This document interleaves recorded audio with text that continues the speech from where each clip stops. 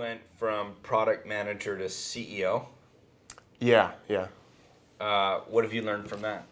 I think a product manager is probably the best role in most companies to then migrate into a CEO role because you talk with so many people from designers to engineers and everyone, and you're well equipped to communicate and also understand the different roles in a company. And then you also, I think, maybe I have a bias, but I think product CEOs are generally what I would tend to trust more. Not that design and product are kind of very similar in some ways. But then when it comes to like CEO, like I'm still learning a lot of stuff.